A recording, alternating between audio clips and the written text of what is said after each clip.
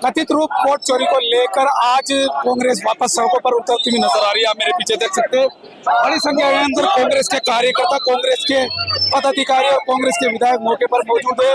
आज बाकायदा candle march निकाला जा रहा है, जहाँ बड़ी चौक पर तक कैंडल मार्च किया जाएगा। कुछ कार्यकर्ता वाले उनसे बात करने की कोशिश की जा रही है, उनसे बात करने की कोशिश भी करेंगे। क्या लगता है कि इस तरीके का कैंडल मार्च करके क्या इन चीजों को रोका जाए? बिल्कुल, आज पूरा देश राहुल गांधी के साथ है और जिस तरीके से भारतीय जनता पार्टी ने वोटों की चोरी किया, आज पूरा देश शर्मसार है, क्योंकि लोकतंत्र को भारतीय जनता पार्टी ने शर्मसार कर दिया है। चुनाव आयोग निष्पक्ष होता है, लोकतंत्र में उसकी महत्वपूर्ण भूमिका होती है और चुनाव आयोग चुनाव करवाने के लिए निष्पक्ष होता है। लेकिन जिस तरीके से धांधली 2014 से लेकर 2025 तक इस चुनाव आयोग ने की है, आज वो पूरा देश देख रहा है। ये कैंडल मार्च इसलिए निकाला जा रहा है कि ये वोट चोरी करने वाले अब गद्दी छोड़ेंगे। नरेंद्र मोदी वोट चोर है और इन्हें अब गद्दी छोड़। क्या लगता है कि इस तरीके के कैंडल मार्च निकाल के क्या इस तरीके का कैंडल मार्च करके क्या वोट चोरी से रोका जा सकता है? डेफिनेटली रोका जा सकता है, जनता को आगाह करा जा सकता है।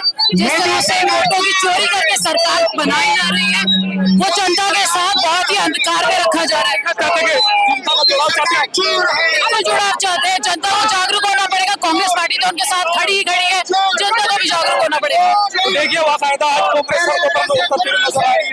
कहा जा रहा है कि वोट चोरी को रोकने के लिए हमें जनता का सीधा जुड़ाव चाहिए।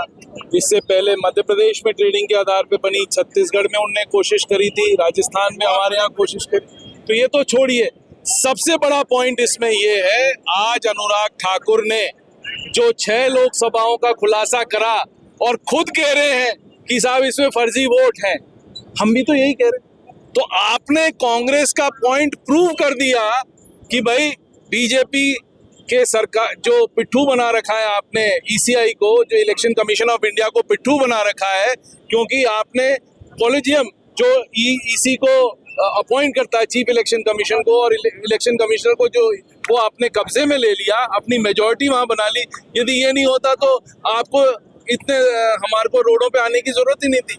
वो तो उनका पिट्ठू है और आज खुद ने उनने मान लिया, बीजेपी ने, अनुराग ठाकुर ने कल मीटिंग करके, प्रेस कॉन्फ्रेंस करके खुद ने ये कहा कि साहब इन लोकसभाओं में फर्जी वोट है। तो हम भी तो यही कह रहे हैं।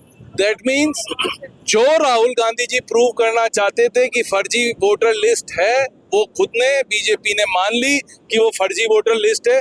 इसके अलावा कुछ कहने की अब जरूरत ही नहीं है। They have proved the point. मेरे साथ में हमारे जिला अध्यक्ष खड़े हैं और जयपुर के प्रभारी खड़े हैं, अमीन कागजी साहब मेरे साथी, जिनकी विधानसभा है।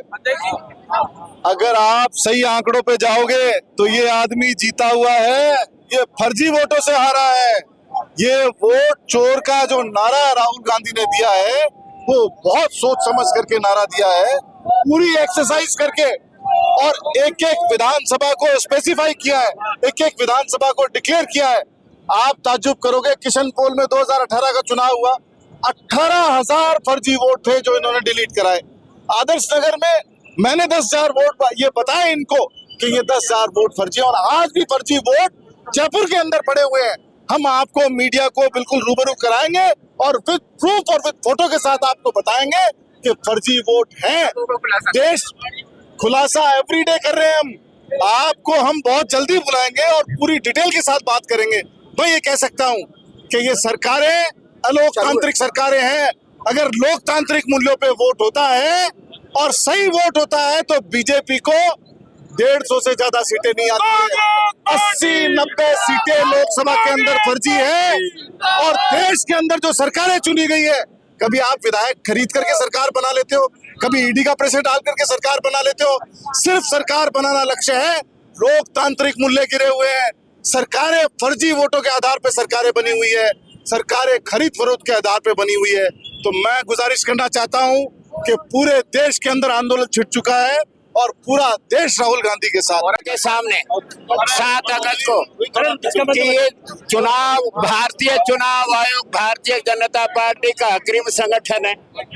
जिस प्रकार से कर्नाटक की एक लोकसभा की सीट में, एक विधानसभा में 1,02,000 फर्जी मतदाता, और वो भी ऐसे 36,000 तो वो जो पहली बार जुड़े फार्म 16 में, और उनकी उम्र देखो, कोई 50 साल से कम नहीं, 98 साल, 85 साल, 70 साल, 65 साल।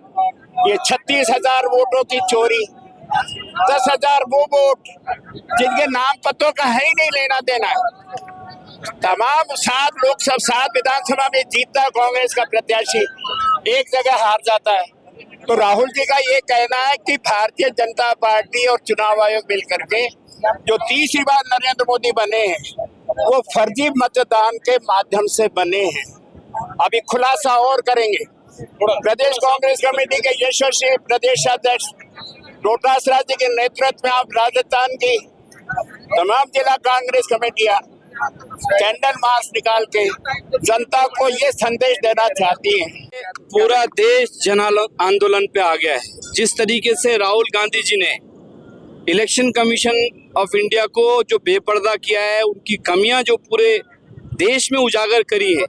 कल उन्होंने 8 आदमी ऐसे आदमियों के साथ खाना खाया, चाय पी, जो मर चुके हैं, और वो साबित कर दिया उन्होंने कि जिंदा हैं, उनके वोट कट गए मृतक के नाम पे। पूरे देश में लोग हतोत्साहित हैं, डरे हुए हैं कि पहले इन्होंने संवैधानिक संस्थाओं के जिस तरीके से कब्जा किया, ईडी, सीबीआई, इनकम टैक्स का दुरुपयोग किया, पिछले कई सालों से ये इलेक्शन कमीशन का भी अंदर खाने दुरुपयोग कर रहे हैं। के लिए आज का दिन खास क्यों चुना? दिन तो हम तो रोज ही कर रहे हैं, आज के दिन की कोई बात नहीं। पिछले 8 दिन से प्रदेश कांग्रेस कमेटी का आज पूरे प्रदेश में जिला स्तरीय कैंडल मार्च का जो आह्वान हमारे अध्यक्ष माननीय डोटासरा जी ने कहा कि भाई प्रदेश में कैंडल मार्च निकलेगा, उसके तहत जयपुर शहर जिला कांग्रेस के अध्यक्ष के सानिध्य में हमारे साथी विधायक रफीक खान साहब और हमारे यहाँ के इंचार्ज रोहित बोरा जी के नेतृत्व में ये सारी प्रदर्शन निकला है, और ये जताने के लिए निकला है कि अपने वोटों को बचाइए। SIR जिस तरीके से बिहार में ये लागू करना चाहते हैं, 65 लाख वोट इन्होंने काटे हैं, और आज राहत दी सुप्रीम कोर्ट ने। प्रूव करना पड़ेगा उनको, घर घर जाके इंडिकेट करना पड़ेगा। सुप्रीम कोर्ट का फैसला आज बहुत काबिले तारीफ फैसला है कि उन्होंने हर वोटर को इंटीमेट करना पड़ेगा कि आपका वोट कट गया, ताकि वो वक्त रहते संभाल सके।